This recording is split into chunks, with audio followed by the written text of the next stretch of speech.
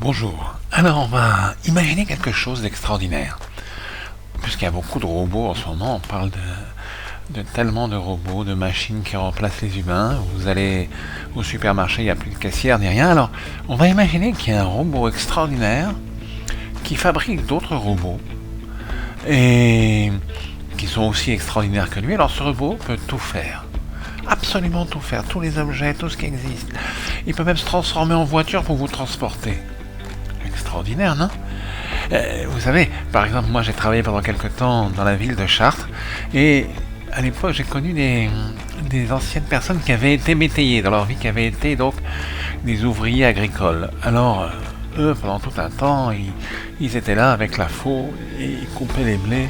Après, il fallait lier les blés, il fallait battre les blés, il fallait lier les bottes de paille, c'était tout un boulot. C'était extraordinaire avant que ça devienne de la farine. C'était extraordinaire. Et puis après, un jour, est venu les marchands de machines extraordinaires, comme des robots. C'était un espèce de tracteur comme ça, et de chaque côté du tracteur, vous avez des bras. Chaque bras fait au moins 10 mètres, donc 10 mètres et 10 mètres. Et le tracteur, cette machine permettait de couper le blé, de le battre, de lier les bottes de paille, de tout faire. Ça remplaçait le boulot d'au moins 200 en une demi-heure. Le tracteur faisait un champ immense où il aurait fallu au moins 100 ou 200 métayers avec leurs faux et tout ça. Et puis après battre le blé, très très difficile, à deux bras. Mais non, là c'était les bras de la machine, de chaque côté du tracteur, et ça allait très vite. Et bien, qu'est-ce qui s'est passé? Eh bien sûr, on a renvoyé les métayers, ils n'ont plus de travail. On leur a dit, débrouillez-vous, trouvez-vous un autre travail. Devenez je sais pas quoi. Donc beaucoup de métayers n'avaient plus de travail. C'est comme ça. Et alors, on va imaginer qu'il y ait une machine donc qui fasse tout. Qui vous fabrique, vous avez besoin d'une souris d'ordinateur, elle vous la fabrique. C'est possible aujourd'hui parce que vous avez des imprimantes 3D, etc. Et alors vous avez besoin de faire pousser des tomates, il les plante, etc. Il les arrose tous les jours, il les fait pousser. Que croyez-vous qu'il se passera?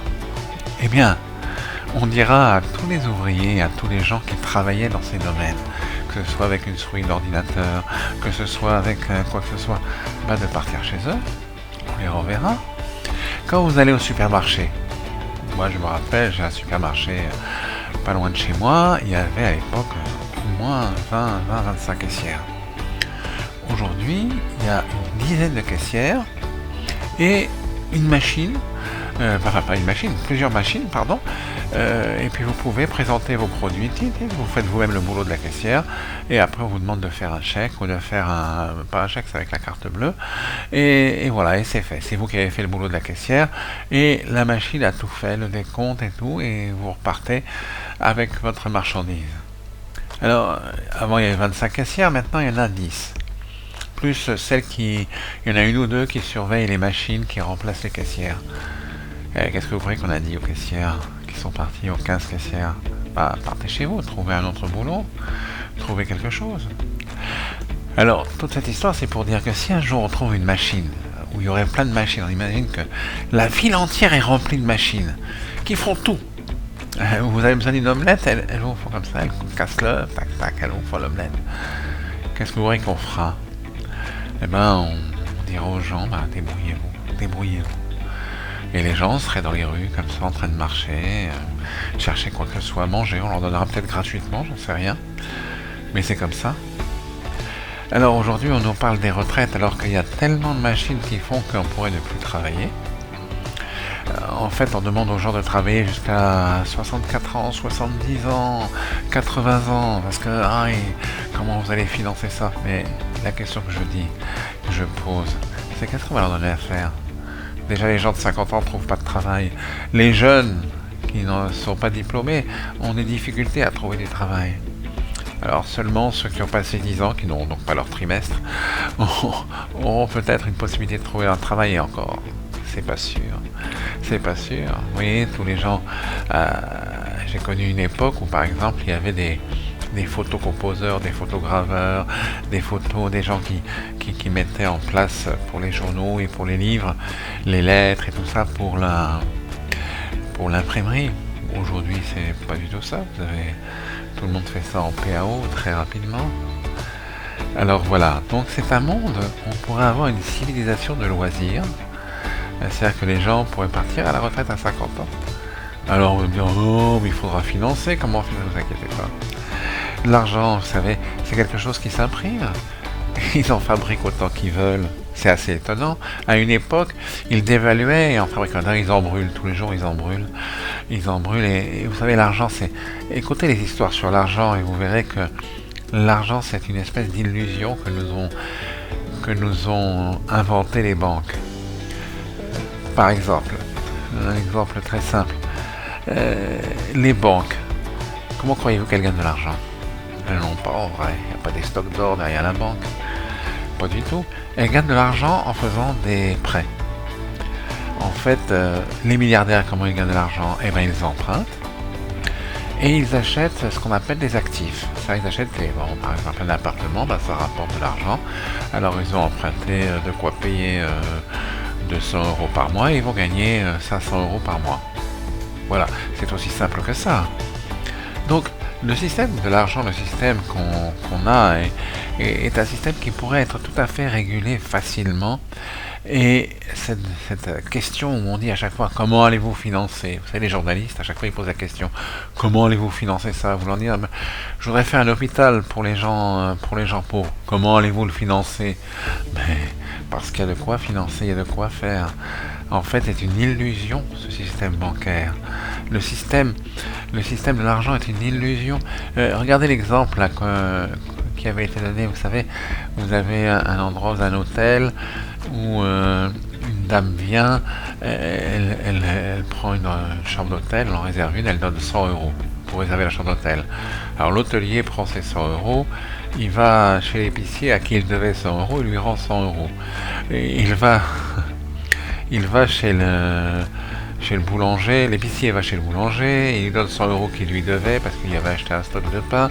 Le boulanger va chez le garagiste, il devait lui payer une réparation, il donne encore 100 €. Et comme par hasard, la dame qui devait venir à l'hôtel rencontre le garagiste parce qu'elle a une panne et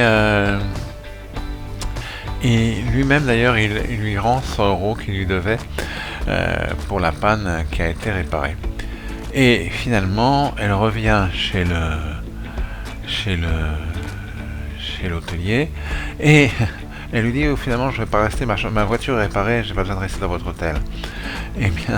Et finalement, tout le monde a été remboursé et rien n'a été dépensé. C'est marrant l'argent. Alors je sais pas si j'ai bien raconté cette histoire, mais c'est une histoire tout à fait édifiante. Donc cette histoire d'argent, etc. Regardez le système. C'est un système qui est mensonger en fait. On passe toute notre vie à chercher cet argent qui en fait est quelque chose d'illusoire. On peut dire à un moment donné ça a été une monnaie d'échange parce que c'était difficile lorsque vous aviez des pommes de terre pour acheter un stock de fagots de bois ou je ne sais pas quoi. Mais aujourd'hui c'est plus du tout ça. Tout peut être pris, tout peut être donné en abondance. Et lorsque j'avais travaillé donc à Chartres, dans ces endroits où il y avait beaucoup d'agriculture, un ingénieur agronome m'a appris une chose étonnante. Il m'a dit, vous savez, à une époque, le blé ou le soja, ça coûte rien. Ça coûte rien à ramasser, à cultiver. Seulement maintenant que c'est passé en banque, ça coûte très très cher. C'est passé à la bourse. Et hors la bourse, le soja et le blé ont augmenté de prix. Bon, parce que c'est comme ça la bourse, ça augmente de prix. Et voilà, donc vous verrez qu'il y a une illusion d'un système. Je suis pas du tout là pour vous dire capitaliste. Le système communiste a aussi ses horreurs, des horreurs totales avec le stakhanovisme, etc., où on fait travailler les gens. Et en fait, au lieu d'avoir des vols d'une certaine manière, on a des vols par le soviet, etc. Il y a des gens qui transformer les gens en esclavage, c'est une des fonctions aujourd'hui des gouvernements. C'est une des fonctions de l'humain. Depuis la Bible, on nous le raconte. Pourquoi la Bible commence, et je vous ferai une autre vidéo sur ça, pourquoi la Bible commence avec cette histoire d'esclavage, parce que c'est l'élément essentiel du système mondial, du système des humains. Les uns transforment les esclaves en esclavage les autres. Et aujourd'hui, il y a une forme d'esclavage qui est, bon, qui est assez invisible, mais qui est existante quand même. Bon, c'était juste une petite parenthèse en ce moment, puisqu'il y a beaucoup d'événements sur ces sujets.